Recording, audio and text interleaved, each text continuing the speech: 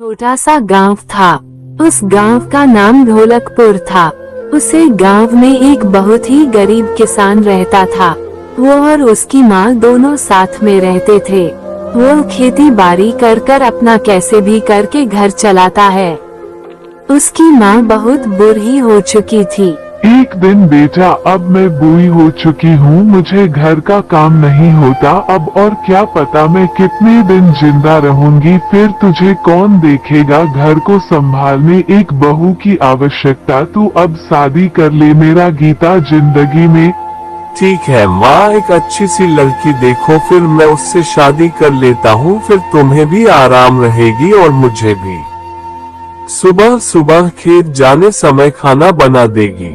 एक अच्छी सी लड़की देखकर दोनों को शादी करवा देती है। रामू को नहीं पता था कि वो दुल्हन एक भूतिया है। अगले दिन जब रामू खेत में जाता है, माँ बहू कुछ खाने को दे गए, मुझे बहुत जोरों की भूख लगी है, सुनती हो मुझे भूख लगी है, खाने को। फिर उसकी पत्नी खाना लेकर आती है और रामू खाना खाकर सभी सो जाते हैं। तभी दुल्हन एक चुड़ैल का रूप ले लेती है और पूरे गांव में घूमने जाती है। मन ही मन, अरे ये क्या इतना अच्छा काम है, मेरी शादी हो।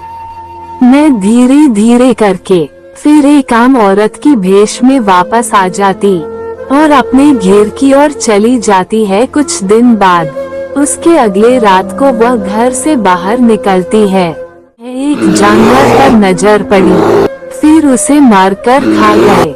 अगले दिन पूरे गांव में शोर हो जाती है कि श्याम की गाय यहाँ पर चोरी हो गई है, और इतने दिन में आज तक कोई गांव वाला किसी का कुछ छोटा सामान भी नहीं चोरी किया, और इतना बड़ा जानवर को कौन चुरा ले गया।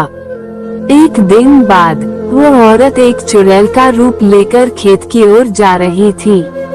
ये देखा कि एक आदमी आ रहा है। आदमी, अरे बाप रे, हमारे गांव में चुड़ैल कहाँ से आ गए, अरे मुझे मत मारना, मुझे छोड़ दो, मैं बाल बच्चे वाला हूँ। चुड़ैल मैं तुम्हें इतनी आसानी से, फिर उसे वह मार डालती है और मारकर खा जाते हैं। आज तो मेरा पेट भर गया, अब देखते हैं कल किसको खाना है। ऐसे रोज किसी न किसी को मार दिया करती थी।